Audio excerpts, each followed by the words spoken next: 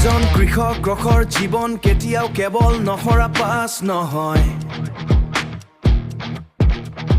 ই হল ৰদৰ আগতে সাৰ পোৱা আপোনাৰ গাহৰি চৰাই আৰু খাদ্যৰ কথা চিন্তা কৰা, আৰু সকলো ঠিক হ'ব নেকি বুলি ভাবি শুই থকা। প্ৰতিটো আহাৰ, প্ৰতিটো সিদ্ধান্ত, প্ৰতিটো ত্যাগ, জীৱ জন্তু আৰু আপুনি ইমান গভীৰভাৱে যত্ন লোৱা ফাৰ্মখনৰ বাবে। ই কঠোৰ পৰিশ্ৰম, ধৈৰ্য আৰু নীৰৱে নিষ্ঠাৰ জীৱন, আৰু প্ৰায়ে কেৱল কামতকৈ অধিক।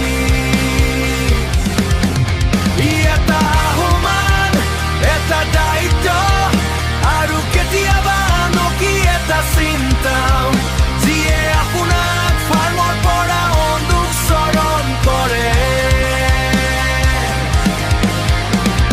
সঁচা কথা কওক, আপুনি কেতিয়াবা ফাৰ্মত নথকা সময়টো নিজৰ জীৱ জন্তুৰ কথা ভাবি থকা দেখা পায়নে?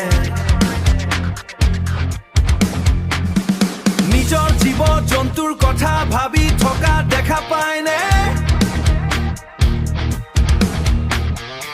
আপোনাৰ অভিজ্ঞতা কমেণ্টত শ্বেয়াৰ কৰক।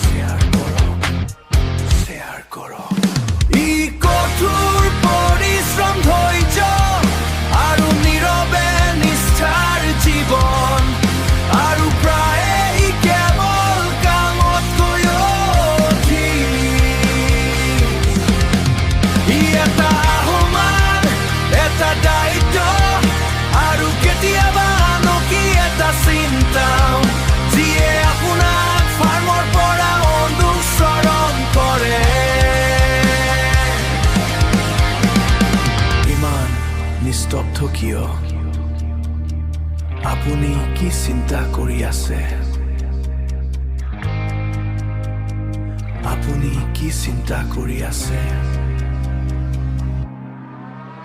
ই কঠোৰ পৰিশ্ৰম,